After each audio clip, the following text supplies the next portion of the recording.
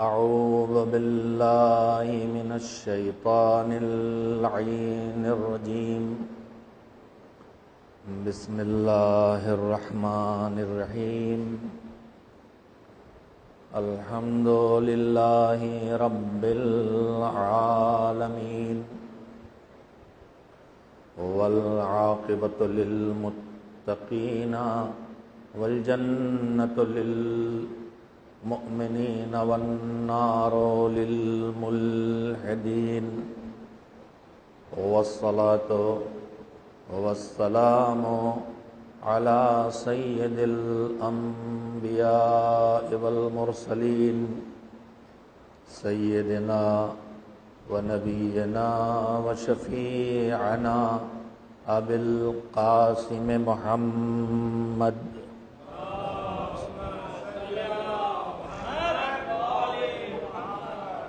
وآله الطيبين الطاهرين المعصومين المظلومين، واللعنة الدائمة الباقية على أعدائهم أجمعين من الآن إلى يوم الدين. أما بعد، فقد روي عن الإمام الصادق جعفر بن محمد عليهما السلام في دعاء معروف بدعاء العلقمة: بسم الله الرحمن الرحيم. اللهم أحيني حياة محمد وذريته وأمتني مماتهم وتوفني على ملتهم واحشرني في زمرتهم ولا تفرق بيني وبينهم طرفة عين أبدا. صلوات دیجئے محمد وآل محمد علیہ السلام.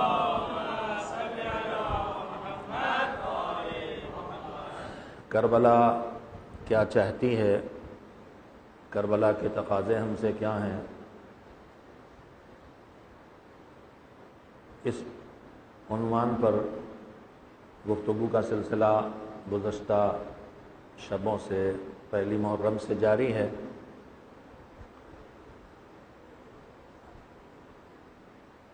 روزانہ آپ حضرات کی خدمت میں زیارت عاشوراء کے بعد پڑھنے کے لیے جو دعا ہمارے چھٹے امام حضرت جعفر صادق علیہ السلام نے تعلیم فرمائی تھی، اس دعا کے چند فقرے پڑھ کے سب سے پہلے ان کا ترجمہ عرض کرتا ہوں تاکہ ان 10 شبوں میں یہ دعا عزاداروں کے ذہن نشین ہو جائے، اور اگر کم سے کم عربی الفاظ نہ بھی یاد رہ سکیں تو جو معصوم نے بتایا ہے کہ کیا مانگو، کم سے کم اتنا ہمارے ذہنوں میں وہ بات محفوظ ہو جائے اور اس دعا کو ہم اپنی دعاؤں میں شامل کر لیں. اس لیے کہ ہم جو کچھ مانگتے ہیں اپنے پروردگار سے، وہ دنیا اور آخرت میں جو ہمیں اپنے لیے فائدہ مند لگتا ہے وہ مانگتے ہیں، اور جو ہمیں نقصان دہ لگتا ہے اس سے اپنی حفاظت چاہتے ہیں اور اس کا بھی مالک سے مطالبہ کرتے ہیں، اسے بھی مالک سے مانگتے ہیں. اللہ صحت دے، بیماری نہ دے، اللہ وسعت رزق دے، تندرستی کا شکار نہ کرے. تو جو ہمیں اچھا لگتا ہے وہ مانگتے ہیں، اور جو ہمیں اپنے لیے خراب لگتا ہے اس سے بچنے کی کوشش کرتے ہیں اور مانگتے ہیں کہ اس سے محفوظ رہیں. لیکن ہماری عقلیں جہاں جا کے تھک جاتی ہیں وہاں سے معصومین کا سہارا شروع ہوتا ہے. جو ہم سوچ نہیں سکتے کہ مانگیں وہ ہمیں معصومین کی دعاؤں میں دیکھنے کو ملتا ہے. یہ دعا جو روز میں آپ حضرات کی خدمت میں جس کے چند کلمات پڑھتا ہوں، حقیقتاً یہ ایک ایسی مکمل دعا ہے کہ اگر یہ قبول ہو جائے تو پھر کچھ اور مانگنے کی ضرورت باقی نہیں رہ جائے گی۔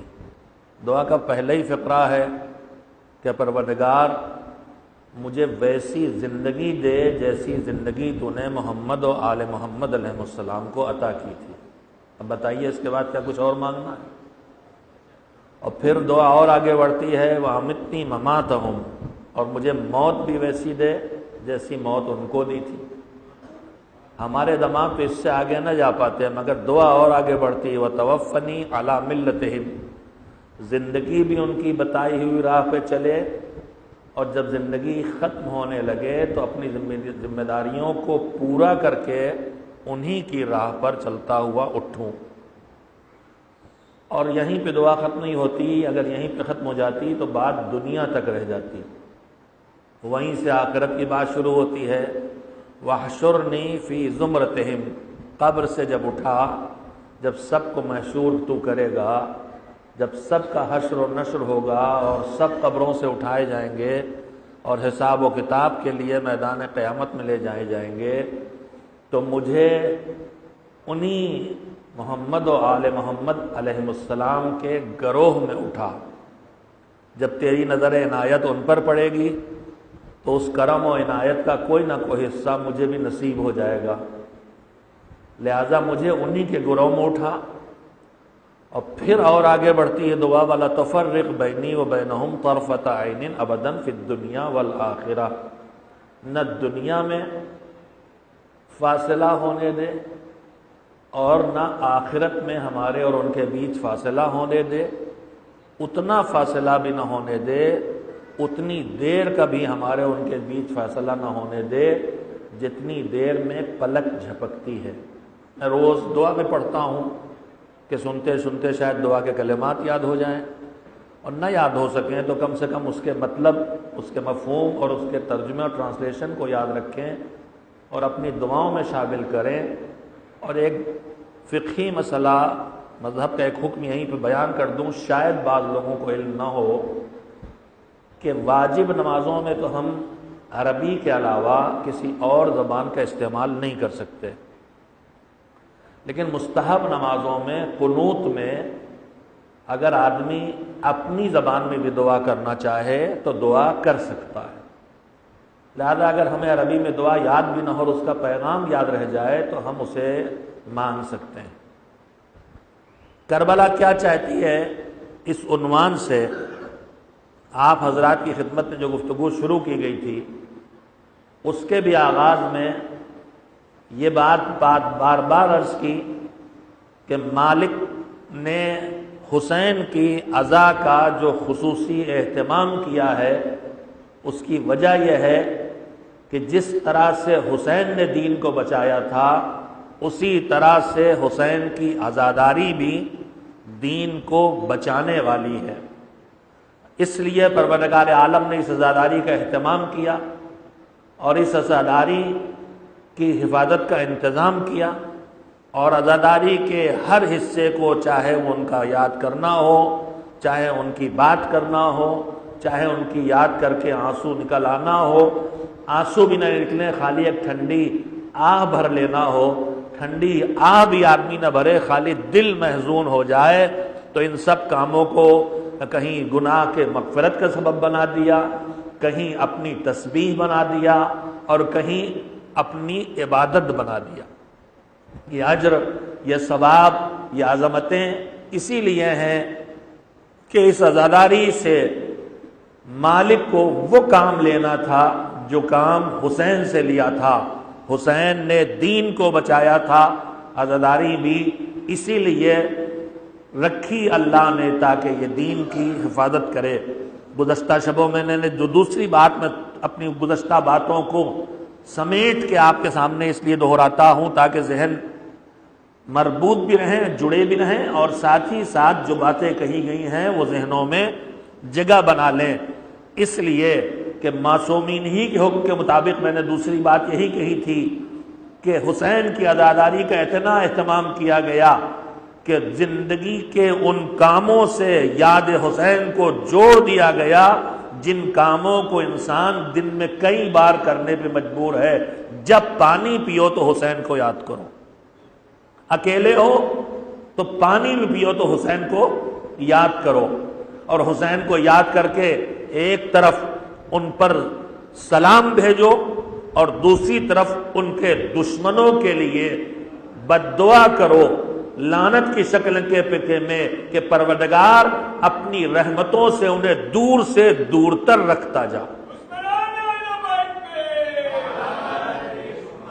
میں یہاں پہ ایک ذرا سی وضاحت بھی کر دوں کہ صلوات کے مقابلے میں لفظ لعنت ہے۔ محمد و آل محمد علیہ السلام کے لیے صلوات ہے، اللہم صلی علی محمد، اور ان کے مقابلے میں لعنت ہے ان کے دشمنوں کے لیے۔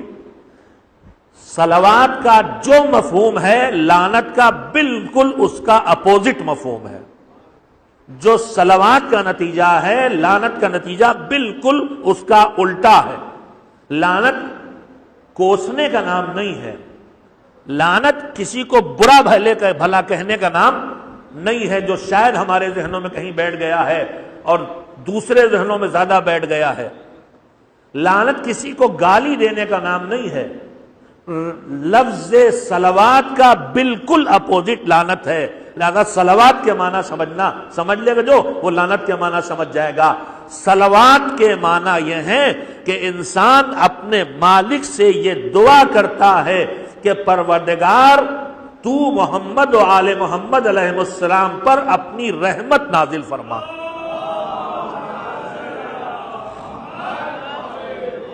صلوات دعا ہے، لعنت بھی دعا ہے، مگر ہماری بول چال کی زبان میں ایک چیز ہوتی ہے دعا اور ایک چیز ہوتی ہے بد دعا۔ دعا کا مطلب یہ ہوتا ہے کہ خیر چاہنا، بد دعا کا مطلب یہ ہے کہ اب ان تک خیر نہ پہنچنے پائے۔ صلوات ہے رحمت کا نزول، اور آپ یہ بات تو سنتے ہی رہتے ہیں کہ ساری عبادتیں صرف اور صرف بندوں کے لیے ہے، لیکن صرف ایک صلوات کی ایسی عبادت ہے کہ اس عمل میں بندوں کے ساتھ خدا بھی شریک ہے۔ قرآن مجید کی آیت ہے، بسم اللہ الرحمن الرحیم۔ اس عظمت کا اندازہ لگائیں، اس کام کے، اس عمل کی عظمت کا، اس عبادت کی عظمت کا اندازہ لگائیں۔ قرآن مجید کی آیت ہر زبان پہ ہے، بسم اللہ الرحمن الرحیم۔ ان اللہ وملائکتہ یصلون علی النبی، اللہ اور اس کے ملائکہ، اس کے فرشتے صلوات بھیجتے ہیں نبی پر۔ یا ایھا الذین آمنو، اے ایمان والو۔ میں اسی مسجد سے کہہ چکا ہوں، بانی تنظیم خطیب اعظم کا ایک جملہ جو انہوں نے حدیث رسول سے نکالا کہ قرآن مجید میں جہاں کہیں یا ایھا الذین آمنو کا لفظ آتا ہے اس سے مراد علی والے ہوتے ہیں، اس لیے کہ پیغمبر گرامی نے مولا کائنات سے مخاطب کر کے کہا، خطاب کر کے کہا تھا کہ یا علی حبک ایمان، اے علی تم سے محبت ایمان ہے۔ تو جب علی سے محبت ایمان ہے تو اب قرآن مجید میں جہاں کہیں آیا ہے اے ایمان والو، یعنی اے علی والو، اے ایمان والو۔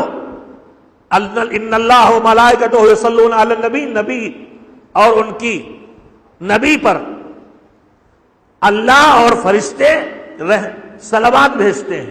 یا ایھا الذین آمنو، اے ایمان والو، صلو علیہ، ان پر صلوات بھی بھیجو اور ان پر سلام بھی بھیجو، اور ٹھیک سے بھیجو۔ میرے عزیزو، صلوات کا لفظ اللہ کے لیے بھی، بچوں کے لیے بات کو دوہرا رہا ہوں، بیٹیوں، چھوٹی بیٹیوں کے لیے، کہ ایک ہی عمل ہے جس میں مالک اپنے بندوں کے ساتھ شریک ہے، خالق اپنی مخلوق کے ساتھ شریک ہے، مگر فرق کیا ہے؟ ہمارے لیے جب لفظ صلوات استعمال ہوتا ہے تو اس کا مطلب یہ ہوتا ہے ہم اللہ سے دعا کرتے ہیں کہ مالک ان پر اپنی رحمت نازل کر، اور جب اللہ کے لیے لفظ استعمال ہوتا ہے صلوات کا تو اس کا مطلب یہ ہوتا ہے کہ وہ اپنی رحمت نازل کر رہا ہے۔ ان اللہ اپنی رحمتیں نازل کر رہا ہے، ملک اس سے نزول رحمت کی دعا کر رہے ہیں، مگر تمہیں شرف حاصل کر دینا چاہتا ہوں کہ تمہیں بھی یہ شرف ملے جو فرشتوں کو ملا ہے. لہذا اے علی والو، اے ایمان والو، تم بھی اللہ سے محمد و آل محمد پر نزول رحمت کی دعا کرو. میں نے لفظ آل محمد کیوں یہاں کہا ہے؟ اس لیے کہا ہے کسی کے ذہن میں سوال پیدا ہو تو اس کا جواب اگرچہ سب کے علم میں ہے مگر پھر بھی وضاحت کر دینا چاہتا ہوں. میرے عزیزوں، قرآن کریم میں جتنے احکام آئے ہیں بہت کم ایسے ہیں جن کی پوری ڈیٹیل اور تفصیل اور جزئیات اس میں بیان کیے گئے ہوں. حکم دے دیا، اب کیسے کرنا ہے نبی سے سیکھو، نبی سے پوچھو، نبی سے دیکھو، نبی جیسے کرے ویسے کرو. پوری کتاب میں، پورے قرآن میں کتنی جگہ نماز کا حکم ہے مگر کہیں نماز کا طریقہ نہیں بتایا گیا. کتنی جگہ زکوٰۃ کا حکم ہے مگر کن کن چیزوں پہ واجب ہے، کتنی نکلے گی، کسے دی جائے گی، کہیں نہیں بتایا گیا. بہت کم احکام ہیں ایسے جہاں تھوڑی تفصیل قرآن مجید میں ہے. اب اس کے بعد بھی اگر کوئی کہے کہ قرآن ہمارے لیے کافی ہے تو وہ گویا نبی سے بھی آگے بڑھا جا رہا ہے. محتاج بنایا اللہ نے قرآن ماننے والوں کو کہ سمجھنا ہے اور عمل کرنا ہے تو تمہیں سیرت تک جانا پڑے گا. تفصیل پیغمبر نے بتائی اور ان کی آل نے بتائی، جیسی ضرورت پڑی ویسے تفصیل بتاتے رہے. تو صلوات کا حکم بھی قرآن میں ہے مگر اس کی تفسیر قرآن میں نہیں ہے. تمہیں کیا کہنا ہے؟ لہذا جب پیغمبر گرامی پر یہ آیت نازل ہوئی تو مسلمانوں نے خود پیغمبر سے جا کے پوچھا ہے اور پیغمبر نے اس کے بعد انہیں ٹوکا بھی ہے. کچھ لوگوں نے خود سے صلوات بھیجنا شروع کی جس میں پیغمبر پر صلوات کی دعا تھی مگر ان کی آل پر صلوات کی دعا نہیں تھی. تو پیغمبر نے انہیں ٹوکا، لا تصلوا علی الصلاۃ البترا، میرے اوپر دم کٹی اور ادھوری اور ناقص صلوات نہ بھیجو. پوچھا لوگوں نے کون سی ناقص صلوات ہے؟ کہا میرے اوپر بھیجو اور اگر میری آل پہ صلوات نہ بھیجو تو یہ صلوات ادھوری ہے، یہ صلوات نامکمل ہے. یہ تو چند باتیں میں نے اپنے بچوں کے لیے کہہ دی اور مجھے پتا ہے کہ میرے سامنے جو جوان اور بزرگ تشریف فرما ہیں وہ ان باتوں سے باخبر ہیں، لیکن چونکہ آواز جا رہی ہے گھروں تک، چھوٹے چھوٹے بچے اور بچیاں بھی سن رہے ہوں گے، اس لیے میں نے چاہا چھوٹی چھوٹی باتوں کی وضاحت بھی ہوتی رہے. تو میں عرض یہ کر رہا تھا کہ صلوات کے مقابلے میں لعنت ہے. لعنت گالی دینے کا نام نہیں ہے، لعنت برا بھلا کہنے کا نام نہیں ہے، لعنت کوسنے کا نام نہیں ہے، لعنت اپنی طرف سے کسی خاص سزا کی ڈیمانڈ کا نام بھی نہیں ہے کہ ان کو یہ والی سزا دے دے، انہیں جہنم میں ڈال دے، انہیں آگ کی سزا دے دے. اگر ہم یزید پہ لعنت بھیج رہے ہیں، اگر شیو پہ لعنت بھیج رہے ہیں، اگر دشمنان محمد و آل محمد پر لعنت بھیج رہے ہیں تو یہ کسی ایک عذاب کی دعا نہیں ہے، یہ رحمت کا نزول ہے صلوات، اور رحمت کا چھن جانا ہے لعنت. جیسے ہم صلوات پہ دعا کرتے ہیں کہ پروردگار ان پہ رحمت نازل فرما، ویسے جب ہم کسی پہ لعنت کرتے ہیں تو لعنت کا مطلب یہ ہوتا ہے کہ معبود اب ان کے پاس تیری کسی کی طرح کی بھی رحمت باقی نہ رہ جائے. اسی لیے آپ دعاؤں میں، زیارتوں میں انداز بھی لعنت کا وہی دیکھیں گے جو صلوات کا انداز ہے. جیسے صلوات اللہم سے شروع ہوتی ہے، جیسے صلوات اللہم سے شروع ہوتی ہے، اگر ہمیں واقعا حقیقی معنی میں لعنت کرنا ہے یعنی ان پر دعا کرنا ہے، یعنی یہ مانگنا ہے اللہ سے کہ ان سے ہر رحمت کو دور کر دے، اور جب ہر رحمت دور ہوگی تو ہر عذاب ان کے نزدیک جائے گا. ہم عذاب کو معین نہیں کرتے، اللہ کے حوالے کرتے. تو اقتدار والا ہے، تو ان کے جرم کو دیکھ اور اسی اعتبار سے انہیں سزائیں دے. لیکن آپ دعاؤں میں پڑھیں اعمال شب قدر میں 19 کی شب میں امیر المومنین علی ابن ابی طالب علیہ السلام کہ قاتلوں پہ آپ لعنت پڑھتے ہیں 100 بار. کیا ہے وہ؟ اللہم لعن قتلتا امیر المومنین. امیر المومنین کے قاتل تو ایک تھا، بات میں بات ہے، صرف توجہ دیں گے آپ تو محسوس کر لیں گے. معصوم نے بتایا قاتل تو ایک تھا ابن ملجم، مگر معصوم نے جب سکھایا تو کہا قاتل نہیں قاتلوں، پروردگارا علی کے قاتلوں پر لعنت کر، یعنی ان سے اپنی رحمتوں کو ہٹا لے، اور رحمتیں ہٹیں گی تو عذاب آتا چلا جائے گا۔ اسی طرح سے زیارت عاشورہ میں دیکھیں آپ، وہاں بھی اللہم لعن سے شروع ہوتا ہے۔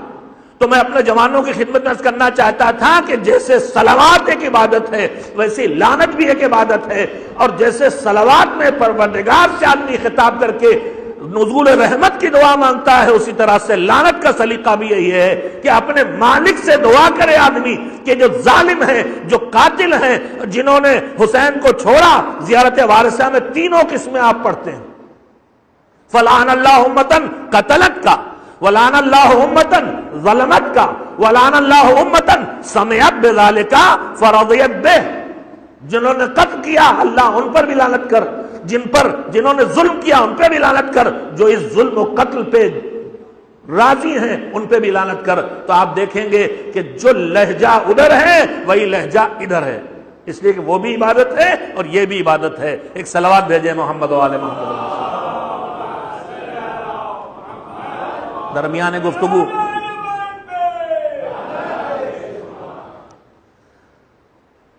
گفتگو بات آئی تھی، تھوڑا سا وقت زیادہ ہی لے لیا میں نے، اتنی وضاحت بہرحال ہو گئی۔ میرے عزیزوں، میں بات یہاں سے شروع کی تھی کہ کربلا ہم سے کیا چاہتی ہے، آزاد اوروں سے کربلا کیا چاہتی ہے، ماتمیوں سے کربلا کیا چاہتی ہے، حسینیوں سے کربلا کیا چاہتی ہے، حسین اپنے غلاموں سے کیا چاہتے ہیں، زینب و ام کلثوم، رباب اور ام لیلہ اپنی کنیزوں سے کیا چاہتی ہیں۔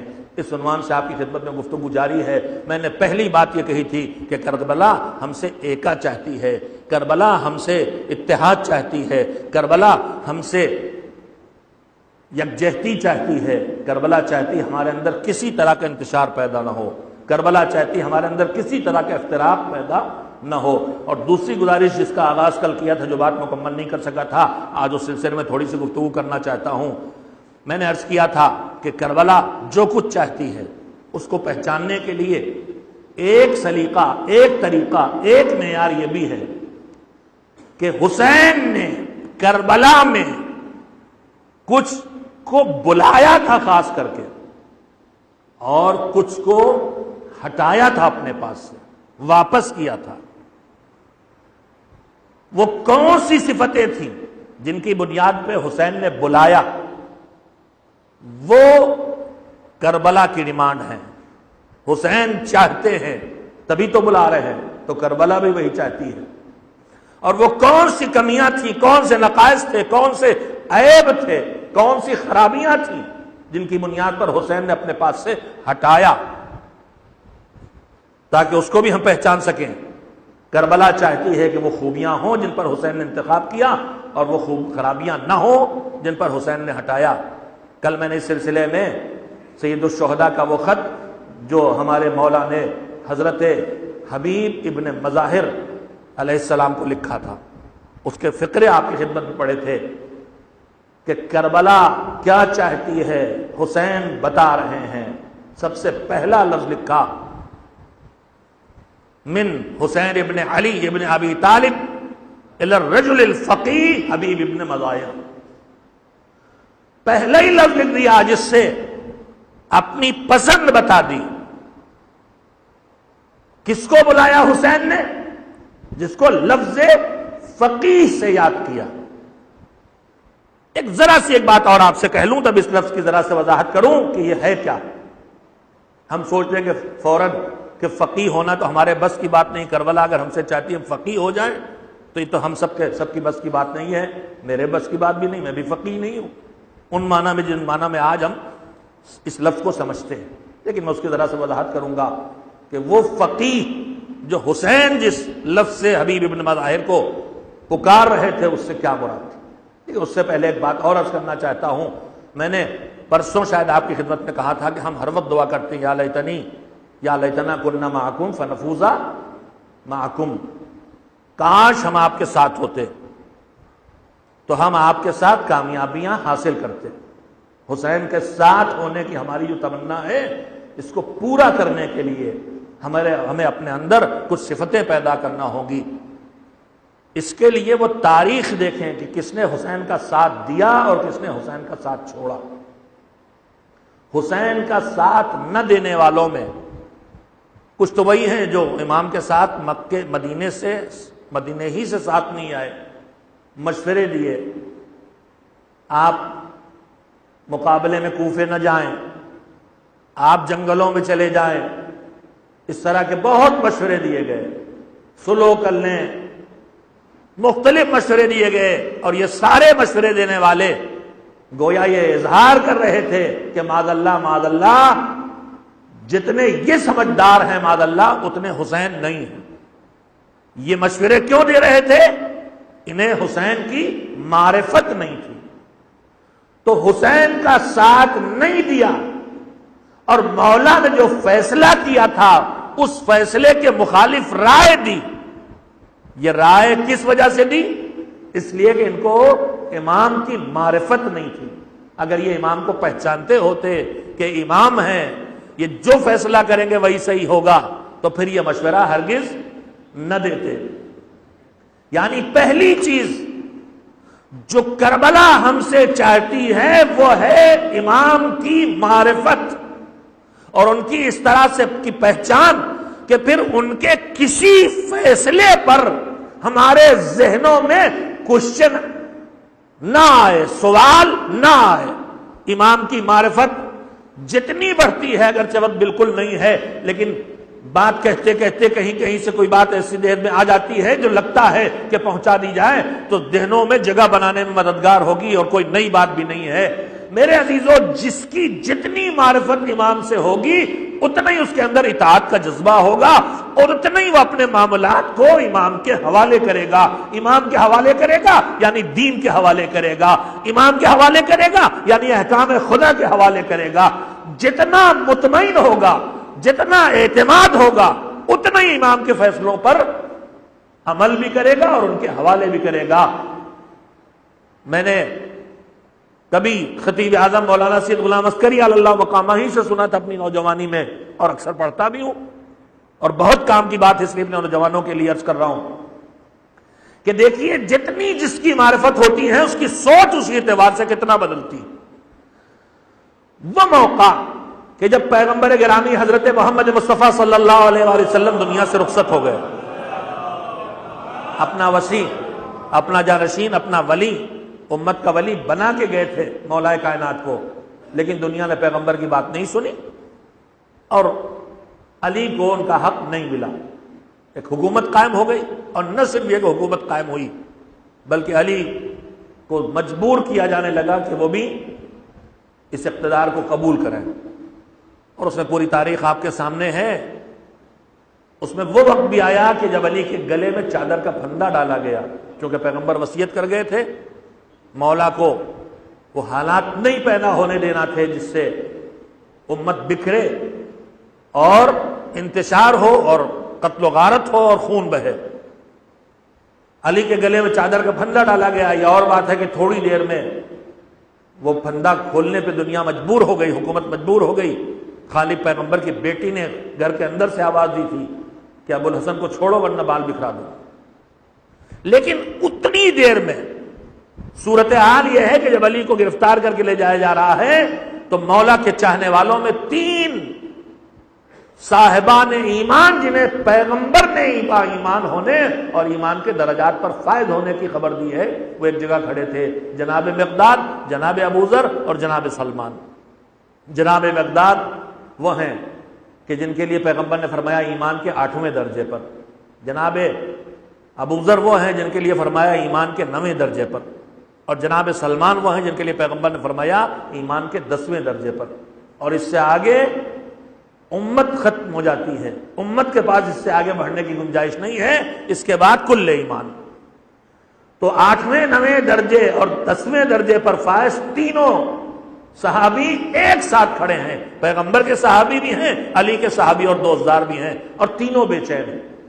جناب مقداد نے اس منظر کو دیکھا تو ایک مرتبہ ان کی زبان پہ جملے آئے کہ کاش میرے ہاتھ میں تلوار ہوتی۔ تو پہلو میں جناب ابوذر کھڑے تھے، انہوں نے کہا تلوار ہوتی تو تم کیا کرتے؟ کہ تلوار ہوتی تو میں بڑھ کے حملہ کر کے اپنے مولا کو جو گرفتار کیا گیا آزاد کرا لیتا، چاہے میری اس میں جان چلی جاتی۔ جناب ابو ذر نے کہا مقداد یہ تم کہہ کیا رہے ہو، یہ تم کہہ کیا رہے ہو؟ کہ میں یہی تو کہہ رہا ہوں کہ تلوار ہوتی تو میں حملہ کر کے علی کو آزاد کرا لیتا۔ تو مقداد نے کہا، ابو ذر نے کہا مقداد تم آخر کیا کہہ رہے ہو؟ اے مقداد کیا ہمارے مولا ہماری تمہاری تلوار کے محتاج ہے؟ ہمارا آقا ہماری تمہاری تلوار کا محتاج ہے کیا؟ اب دیکھیے وہ بھی معرفت والا ہے، وہ بھی ایمان والا ہے، اس کے دل میں محبت ہے، مگر ایمان کا 8واں درجہ ہے تو کہہ رہے ہیں جان دے دوں گا اگر ہاتھ میں تلوار آ جائے، علی کو چھڑا لوں گا۔ مگر جو 9ویں درجے والا وہ آگے بڑھ گیا، کہا ہماری تمہاری تلوار کی ان کو کہاں ضرورت ہے، ہماری تمہاری تلوار کی نے کہاں ضرورت، یہ ذرا سے بد دعا کر دے تو یہ سب کے سب فنا ہو جائیں گے۔ اب یہ اس سے اوپر کی بات ہو گئی، مگر یہاں پہ جناب ابو ذر رکے نہیں۔ اس کے بعد اگلا جملہ کہا مگر یہ بات سمجھ میں نہیں آتی کہ میرے مولا بد دعا کر کیوں نہیں رہے۔ جیسے ہی یہ کہا کہ بات سمجھ میں نہیں آتی کہ میرے مولا بد دعا کر کیوں نہیں رہے ہیں، 10ویں درجے والے جناب سلمان بولے ابو ذر تم نے بھی تو انصاف کی بات نہیں کہی، کہ میں نے کیا کہہ دیا، میں یہی تو کہہ رہا ہوں کہ بد دعا کر دیں تو یہ سب فنا ہو جائیں گے، مگر یہ سمجھ نہیں آ رہا ہے کہ مولا بد دعا کر کیوں نہیں رہے۔ سنیے جس کے لیے میں نے واقعہ آپ کے سامنے دہرایا ہے، آپ کا سنا ہوا ہے۔ جناب سلمان جو 10ویں درجے پر ایمان کے ہیں، معرفت کے اعلیٰ ترین درجات میں ہیں، امامت کو اچھی طرح پہچانتے ہیں، انہوں نے کیا کہا کہ ابو ذر بے شک ہمارا مولا بد دعا کر دے تو سب فنا ہو جائیں گے، مگر تم یہ جو کہہ رہے ہو کہ یہ سمجھ میں نہیں آتا کہ علی بد دعا کیوں نہیں کر رہے ہیں، تو یہ کہنے والے تم ہو کون کہ علی بد دعا کیوں نہیں کر رہے؟ یہ کہنے والے ہم تم ہیں کون؟ علی ہیں ہمارے امام، وہ جو فیصلہ کریں وہی صحیح فیصلہ ہے۔ تو میرے عزیزوں جتنی معرفت بڑھتی ہے اتنی اطاعت کا جذبہ بڑھتا چلا جاتا ہے، اور جت کی معرفت جتنی زیادہ ہوگی بے چون و چرا بغیر کوشچن کے آگے بڑھ کے باتوں کو قبول کرتا چلا جائے گا۔ کربلا والوں کی معرفت اسی اعلیٰ منزل پر ہے کہ جتنے بھی فیصلے حسین کرتے جا رہے ہیں کسی پر کیوں کا کوئی سوال کہیں سے نہیں اٹھ رہا ہے۔ آج کربلا کا تقاضا ہم سے یہی ہے، تم حسینی ہو تو جب تمہیں یقین ہو جائے کہ یہ دین ہے، یہ مذہب ہے، یہ حکم خدا ہے، یہ حکم مولا ہے، تو بحثوں میں نہ پڑو، آنکھیں بند کر کے اسے قبول کرتے چلے جاؤ۔ یہی کربلائی ہونے کا ثبوت ہے۔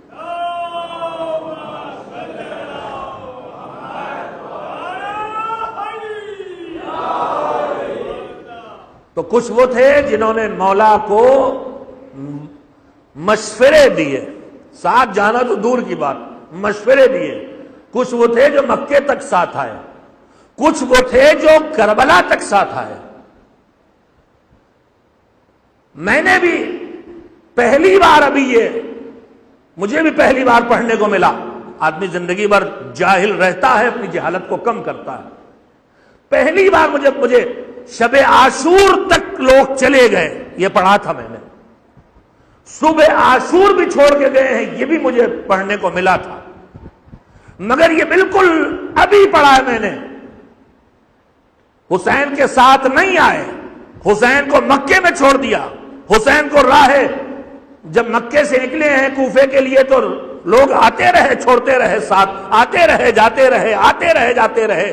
2 محرم کو جب مولا آئے تو کافی تعداد تھی، لیکن دھیرے دھیرے جیسے جیسے حالات بگڑتے گئے لوگ چھوڑ کے جاتے رہے۔ یہ حسین کو جو چھوڑ کے جانے والے ہیں کہاں کہاں تک چھوڑا انہوں نے۔ مجھے پڑھنے کو ملا، صبح عاشور تک تو چھوڑا ہے، لیکن مجھے پڑھنے کو ملا کہ چھوڑنے والوں میں ایک شخص کا نام ہے ضحاک ابن عبداللہ مشرقی۔ اس نے مولا کو کب چھوڑا؟ مولا کو ضحاک ابن عبداللہ مشرقی نے کب چھوڑا؟ صبح عاشور کی جنگ میں شامل، ظہر تک شامل، زخمی بھی ہوئے، خون بھی بہا، امام نے دعا بھی دی، اور دعا کے فقرہ تھا کہ تمہیں سست نہ ہو تم، ہمارے جنگ، ہمارے دفاع، ہمارے ڈیفنس میں تمہارے اوپر سستی طاری نہ ہو۔ امام وہ آثار دیکھ رہے تھے۔ نماز ظہرین جو واقعہ بہت خطرناک صورتحال تھی، وہ بھی ضحاک نے امام کے ساتھ پڑھی۔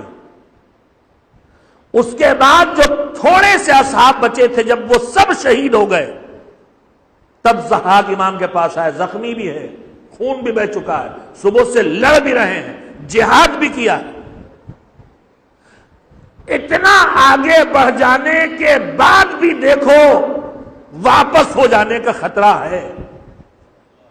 اب اس کے بعد وہ امام کے پاس آئے، میں نے یہ بات خود بھی میں چونک کے رہ گیا جب میں نے پڑھا کہ مالک ہم سب کی حفاظت کر، محبت ہمارے دلوں میں دی ہے تو نے، آزادار ہیں ہم، مگر کتنا خطرہ ہے کہ کس وقت کون آدمی کس وجہ سے بگڑ جائے، کس وجہ سے گمراہ ہو جائے، کون چیز اسے اس راستے سے کھینچ لے جائے۔ جب کربلا میں 4/4 دن پیاس کا ہے، وہ بھوک بھی برداشت کی، وہ پیاس بھی برداشت کی، صبح سے لڑے بھی، جان کو خطرے میں ڈالا، مارے جا سکتے تھے، نہ جانے کتنے تیر کھائے، کتنے نیزے کھائے، کتنی تلواروں کے زخم کھائے، زخمی بھی، خون بھی بہ رہا، اتنا لڑے ہیں کہ امام دعا بھی دے رہے ہیں۔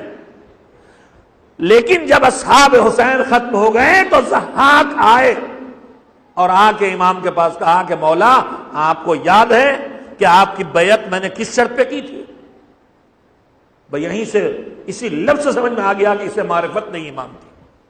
اگر امام کو پہچانتا ہو کہ نمائندہ الہی ہے، یہ کوئی فیصلہ اپنی طرف سے کرتا ہی نہیں ہے، جو فیصلہ ہے خدا کی طرف سے ہوتا ہے، تو پھر ان سے شرط نہیں رکھے۔ آپ کی بیعت میں نے کس شرط پہ کی تھی؟ مولا نے کہا مجھے یاد ہے، کہ میں نے آپ کی بیعت اس شرط پہ کی تھی کہ آپ کے ساتھ جب تک لڑنے والے رہیں گے اور میرا جنگ کرنا بھی آپ کی مدد کرے گا، اس وقت تک میں آپ کے ساتھ رہوں گا، لیکن اب میرا لڑنا آپ کی کوئی مدد کرنے والا نہیں، آپ کے سارے مجاہد شہید ہو چکے ہیں، مارے جا چکے ہیں، میرا اب لڑنا کوئی فائدہ نہیں اس کا۔ مولا آپ کو یاد ہے؟ مولا نے کہا مجھے یاد ہے، اور میں نے جو شرط تم نے رکھی تھی اسے سنا تھا۔ اس کے بعد انہوں نے عذر کیا، کہا ایک تو میرے لڑنے سے آپ کو کوئی فائدہ نہیں، کبھی کبھی ہم بھی یہ دیکھتے ہیں کہ اکیلے میرے کرنے سے کیا ہونے والا ہے، اکیلے میرے کرنے سے کیا ہونے والا ہے۔ یہ حسینی کا مزاج نہیں ہو سکتا ہے۔ حسینی یہ نہیں دیکھے گا کہ میرے عمل کا نتیجہ نکلے گا کہ نہیں، وہ خالی یہ دیکھے گا کہ میری ڈیوٹی کیا ہے۔ کہ مولا آپ اکیلے مجھ سے کچھ ہونے والا نہیں، آپ کے سارے ساتھی شہید ہو گئے، اور میں آپ کے لیے لڑوں بھی تو آپ کو کچھ ملنے والا نہیں، مجھ سے کچھ ہونے والا نہیں۔ اور اس کے بعد 2 عذر اور کیے، کہ مولا ایک تو میں عیالدار آدمی ہوں، گھر والوں اور بچوں کی میرے اوپر ذمہ داری ہے، اور دوسرے میرے اوپر کچھ لوگوں کا قرض ہے۔ یہ عذر تراشی ہے امام کے سامنے۔ امام نے کہا میں نے بیعت اٹھا لی، تو جا سکتا ہے، مگر یہ بتا کہ تو جائے گا کیسے ان دشمنوں کے درمیان سے؟ اب دیکھیے پہلے سے کمزوری کا، وہ میں نے انتظام کر رکھا ہے۔ کا کیا انتظام کیا ہے؟ کہ میں نے پیچھے خیموں میں اپنے گھوڑے کو چھپا رکھا ہے، اور اسی لیے میں نے گھوڑے پہ بیٹھ کے جنگ نہیں کی تھی، میں پیدل لڑا۔ یعنی دماغ پہلے ہی سے کمزور ہے، فکر پہلے ہی سے کمزور ہے میرے عزیزوں۔ اسی لیے بار بار کہہ رہا ہوں، کربلا معرفت چاہتی ہے، کربلا اعتماد چاہتی ہے۔ پہلے اپنے دل و دماغ کو مذہب کے بارے میں مطمئن کرو کہ پھر فرار کی کوئی گنجائش باقی نہ رہ جائے۔ یہ ان کی سوچ پہلے سے کمزور تھی کہ میں نے گھوڑے کو چھپا رکھا۔ امام نے کہا جاؤ، گھوڑے بیٹھے اور فرار کر گئے اور جان بچا لی۔ ایسے اس کے علاوہ اور واقعات ہیں جن کو جیسے امام نے بلایا ہے، بلانے پہ خط لکھنے پہ لوگ آ گئے، لیکن اسی تاریخ میں وہ بھی دیکھنے میں آپ سوچ رہے ہو میں یہ واقعات کیوں سنا رہا ہوں؟ میں اس لیے سنا رہا ہوں، میں نے خود جو خطرہ محسوس کیا کہ آدمی دین و مذہب میں کتنا ہی آگے چلا جائے، مگر کہیں کوئی کمزوری اگر ایمان کی ہے، اعتماد کی ہے، معرفت کی ہے، علم کی ہے، تو وہ کمزوری، اور کہیں اگر دنیا کی محبت قبضہ کیے۔ عبید اللہ ابن حر کوفے کے بڑے لوگوں میں ہے، صاحب اقتدار بھی، ریاست والا بھی، پیسے والا بھی۔ امام خود ان کے پاس گئے اور کہا میری مدد کرو۔ انہوں نے عذر تراشیاں کی اور اس کے بعد کہا کہ یہ میرا گھوڑا بڑا زبردست ہے اور یہ میری تلوار بڑی زبردست ہے اور میں خود تو نہیں آ سکتا ہوں، آپ کو یہ لیے۔ تو امام نے کہا نہیں، مجھے تیری ان باتوں کی ضرورت نہیں، چیزوں کی ضرورت نہیں۔ تو میں یہ تاریخ کے چھوٹی چھوٹی جھلکیاں اپنے جوانوں اور بچوں اور عزاداروں کے سامنے اس لیے رکھ رہا ہوں کہ ہر لمحے ہمیں چوکنا رہنا چاہیے۔ ایک طرف معرفت کی کمی، اعتماد کی کمی، ایمان کی کمی دکھائی دے رہی ہے جو پیچھے لے کے آئی ہے، اور دوسری طرف جو چیز دکھائی دے رہی ہے وہ ہے فکر دنیا، دنیا کی زندگی، دنیا کی نعمت، دنیا کی محبت۔ کہیں اولاد کی محبت ہے، کہیں پیسے کی محبت ہے، کہیں عزت کی محبت ہے، کہیں اقتدار کی محبت ہے۔ ابن سعد حسین کو پوری طرح پہچانتا تھا، روز سنتے ہیں آپ۔ جب اسے ابن زیاد نے کہا کہ رے کی حکومت تب ملے گی جب تو حسین کو قتل کرے گا، اس نے انکار کیا، مہلت مانگی، مشورہ کیا، سب نے کہا یہ نہ کر، کسی کی نہیں سنی، شعر پڑھتا ہوا گیا کہ میں نے وہ فیصلہ کیا ہے جس کے بعد مجھے یقین ہے کہ میری آخرت جائے گی۔ مگر کون چیز اس پورے یقین کے ساتھ، آخرت کا اسے یقین ہے، آخرت کا اسے یقین ہے، اور یہ بھی یقین ہے کہ حسین سے لڑ کے آخرت برباد ہونے والی ہے، مگر اس یقین کے باوجود اسے حسین کا قاتل کس چیز نے بنایا؟ پاور اور اقتدار کی خواہش نے۔ زرار کو ابھی آپ نے سنا کون چیز لے کے گئی؟ گھر والے ہیں، گھر والوں کی محبت نے، معاملات باقی ہیں، کاروبار کی فکر نے۔ عمر سعد کو کس چیز نے حسین کا قاتل بنایا؟ اقتدار اور پاور پر قبضے کی فکر نے۔ تو میرے عزیزو، اتنی دیر میں نے آپ کی خدمت میں جو گزارش کی ہے اس کا خلاصہ یہ ہے، کربلا کہہ رہی ہے ایک طرف معرفت بڑھاؤ، معرفت بڑھانا ہے تو علم بڑھاؤ، پڑھو، سمجھو، سنے سنائے پہ نہ چلو، جذباتی نہ بنو، علم حاصل کرو، معرفت حاصل کرو، معرفت سے ایمان اور اعتماد بڑھے گا۔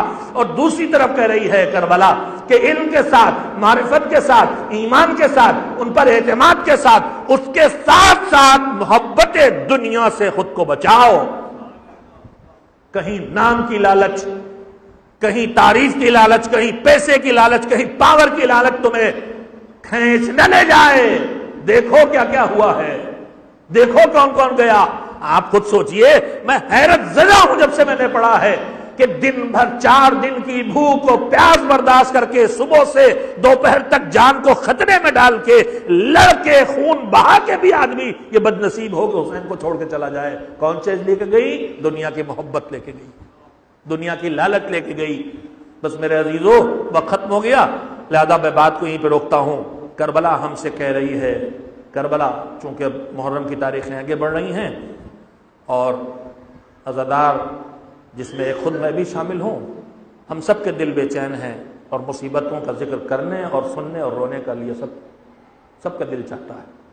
اس لیے میں بات کو یہیں پہ روکتا ہوں، مگر اپنے جوانوں سے ضرور کہوں گا کہ کبھی مطمئن ہو کے نہ بیٹھنا، ہمیشہ اپنا حساب لگاتے رہو، کہیں شک و شبہات دماغ میں نہ پیدا ہوں، کہیں سوالات نہ کھڑے ہوں، کہیں تزلزل قدموں میں نہ آئے، اور دنیا کی کسی چیز کی لالچ اگر آئی، خدا نخواستہ پیسے کی، نام کی، تعریف کی، پاور کی، گھر والوں کی، کسی چیز کی محبت دل میں بیٹھ گئی تو یہ کربلا کو چھین سکتی ہے، کربلا کو چھین سکتی ہے جیسے کربلا میں چھن گیا۔ اور دوسری بات، ایک تو یہ لالچ خطرناک ہے جو سب سمجھنے کے باوجود حسین کا قاتل بنا رہی ہے، اور دوسری چیز خطرناک ہے، اور وہ خطرناک بات کیا ہے؟ حسین جا کے سمجھائیں اور نہ مانے۔ صبح سے میرے مولا نے، صبح عاشور سے لے کے اپنی شہادت تک کئی بار لشکر یزید کے سامنے جا کے مفصل باتیں کی ہیں کہ تم میرے خون سے اپنے ہاتھوں کو کیوں رنگین کرنا چاہتے ہو، کیوں میرے قاتل بنتے ہو، کیوں اپنی آخرت کو برباد کرتے ہو، کتنا بڑا دل ہے میرے مولا کا۔ یہ بات صرف صبح عاشورہ نہیں کہی ہے جب ان کے گود کے پالے نہیں مارے گئے تھے، یہ بات حسین نے تب بھی کہی ہے جب اکبر کی لاش اٹھا کے لا چکے تھے۔ زندگی کے آخر لمحات میں بھی خطبہ دیا ہے۔ حسین بات کر رہے ہیں اور کوئی سننے والا نہیں، مسلسل صبح سے ہی جواب ملتا، تم کیا کہہ رہے ہو ہماری سمجھ میں نہیں آ رہا، تم کیا کہہ رہے ہو ہماری سمجھ میں نہیں آ رہا۔ یہ ضحاک جس کا میں نے واقعہ سنا ہے، اسی نام کا ایک اور یزیدی سپاہی ہے جو لشکر یزید میں ہے، اس نے صبح عاشور کے تھوڑی دیر کے بعد جب امام نے گفتگو کی اس نے یہی کہا تھا، اس ملعون نے، یا خولی یا ضحاک۔ جناب زہیر کھڑے تھے، امام کی گفتگو جاری تھی، اس نے ایک جملہ کہا تھا کہ میں اپنے کو بڑا مقدس نما ظاہر کرنے کے لیے کہ نماز میں اللہ کی طرف متوجہ نہ ہوں، اگر حسین تمہاری بات میری سمجھ میں آ رہی ہو تو جناب زہیر نے کہا میں گواہی دیتا ہوں ملعون کہ ایک بار نہیں تو 70 بار بھی اگر کھڑا ہوگا نماز میں تب بھی تو اللہ کی طرف کبھی متوجہ نہیں ہو سکتا، اور تو سچ کہہ رہا ہے، تجھے حسین کی بات سمجھ میں نہیں آ رہی۔ حسین نے خود کہا تھا، مولا نے خود کہا تھا لشکر عزیز سے، میں رسول کا نواسا ہوں، میں رسول کی بیٹی کا رخت جگر ہوں، کیا بات ہے میں تم سے کہہ رہا ہوں تو میری بات سمجھ نہیں رہے ہو۔ اور پھر خود ہی جواب دیا تھا کہ تم ہماری بات کو اس لیے نہیں سمجھ رہے ہو کہ تمہارے پیٹ حرام سے بھرے ہوئے ہیں، بس میرے جوانوں کربلا چھن سکتی ہے، 2 چیزوں سے خود کو بچاؤ، پیٹ میں حرام نہ جانے پائے، پیٹ میں نجس وہ بھی حرام ہے، پیٹ میں وہ چیز جائے جو اس مال سے خریدی گئی ہو جس میں کسی کا حق باقی ہو وہ بھی حرام ہے، پیٹ میں حرام نہ جانے پائے۔ یہ حسین کی بات سمجھنے کے لائق بھی نہیں رہنے دیتی، اور دنیا کی محبت، اقتدار، پاور، مال، نام، کسی چیز کی محبت نہ پیدا ہونے پائے، ورنہ عصر عاشور سے ذرا پہلے کربلا سے کھینچ کے الگ کر سکتی ہے۔ یہ تو وہ تھے کہ جو چلے گئے، اور ان کے مقابلے میں وہ تھے کہ جو آئے اور جانیں قربان کی، اور ان سے بھی آگے وہ تھے وہ مائیں کہ جو میدان کربلا میں خود نہیں جا سکتی تھیں تو اپنے گود کے پالوں کو بھیجا۔ آج 5 محرم گزر گئی، 6 محرم کی صبح شب لگ گئی، میں نے ایک دن تاخیر سے مجلسیں شروع کی۔ آج کا جو دن گزرا اس میں ہمارے بزرگوں نے زینب کے گود کے پالوں کا ذکر کیا ہے ہمیشہ، اور جو دن شروع ہونے والا جس کی شب لگی ہے اس میں حسین کا 6 مہینے کا وہ لخت جگر جس کی ماں نے اپنے لال کو اسی دن کے لیے پالا تھا۔ 2 مائیں ہیں، ایک زینب ہے اور ایک رباب ہے، اور دونوں کی سیرت ایک جیسی دیکھنے کو ملتی ہے۔ آپ کل سے آج تک مصائب کو سن رہے ہیں، میں صرف انشاءاللہ آپ بھی روئیں گے، میں بھی روؤں گا۔ زینب کے دونوں لخت جگر جو ہیں، دونوں کو زینب نے اس طرح سے پالا ہے کہ دنیا اس فرق کو محسوس ہی نہیں کر سکتی کہ کون وہ بیٹا ہے ان کا کہ جو ان کے بطن سے ہے، اور کون وہ بیٹا ہے جو ان کے بطن سے نہیں ہے۔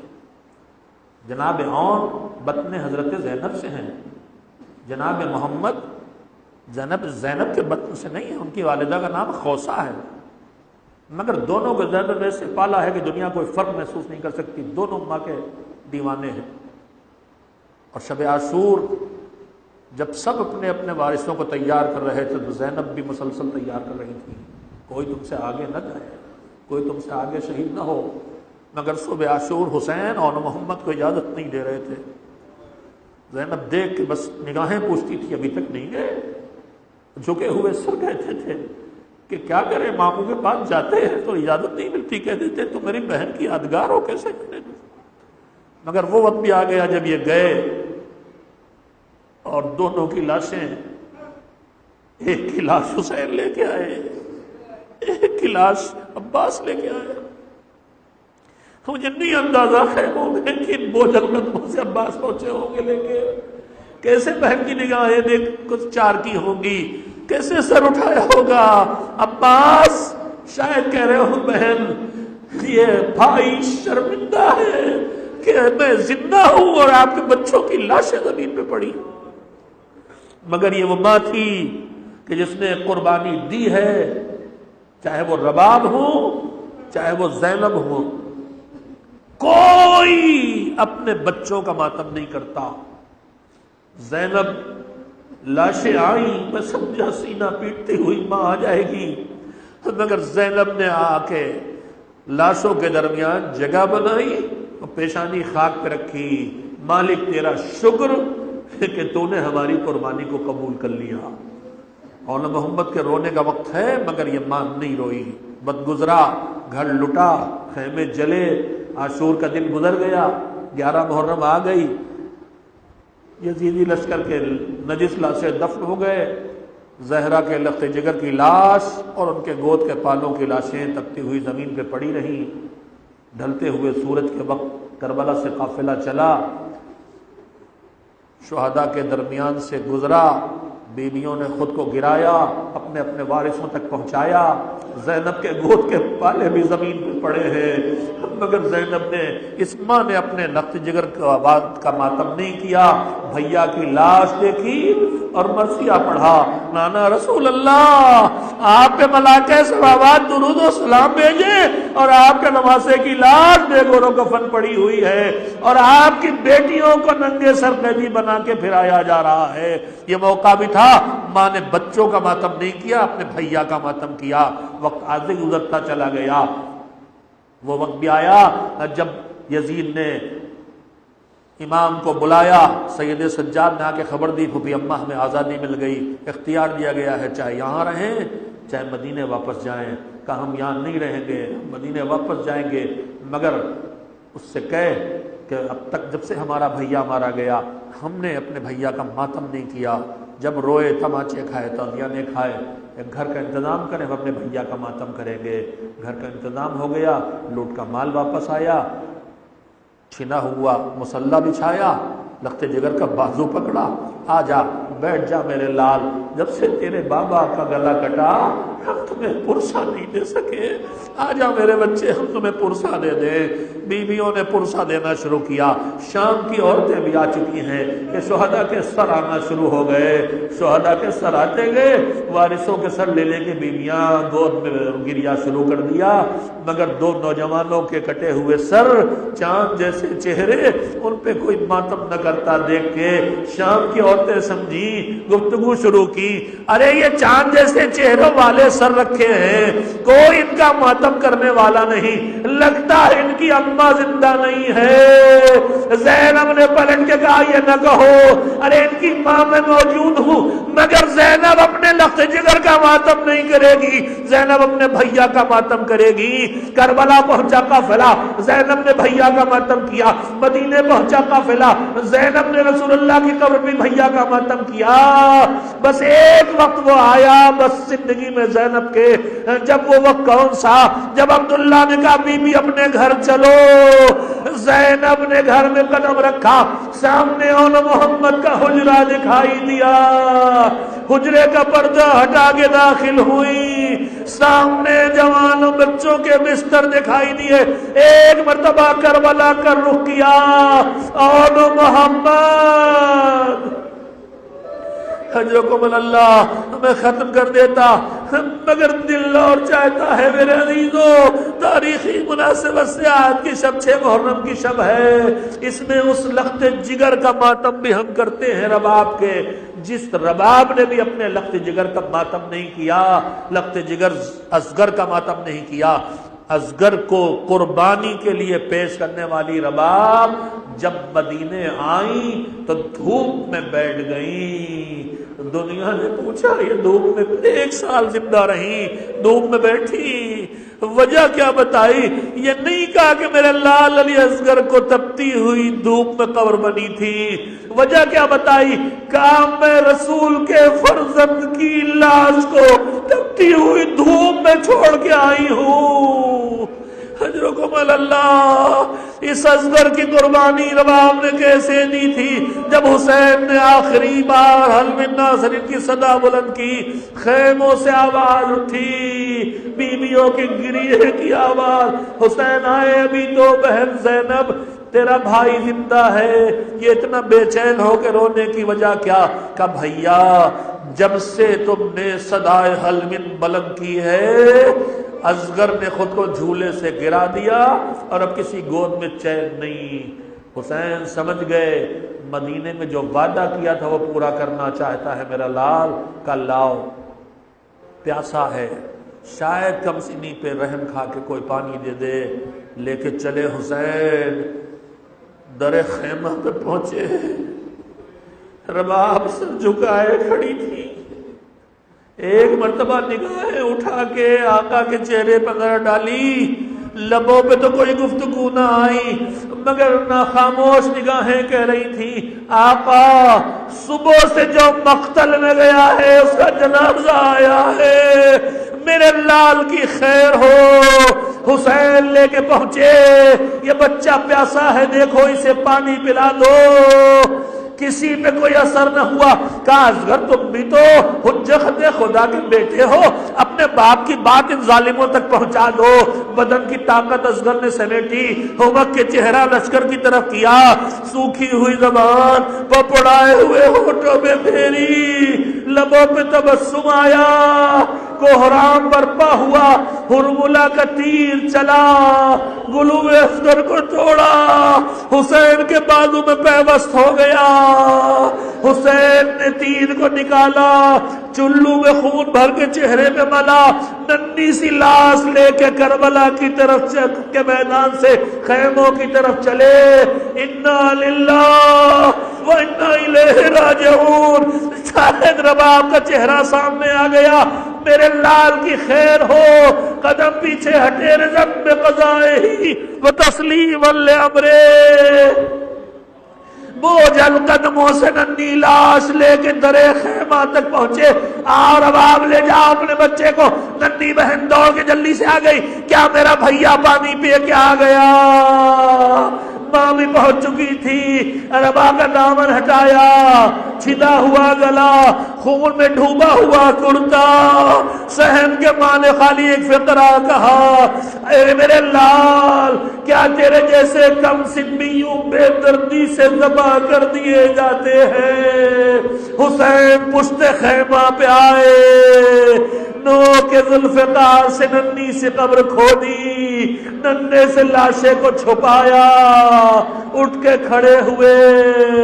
کیا شعر کہا ہے ویر حدیث میں، ننھی سی قبر کھود کے اصغر کو گاڑ کے، شبیر اٹھ کھڑے ہوئے دامن کو جھاڑ کے۔ وَسَيَعْلَمُ الَّذِينَ ظَلَمُوا أَيَّ مُنْقَلَبٍ يَنْقَلِبُونَ۔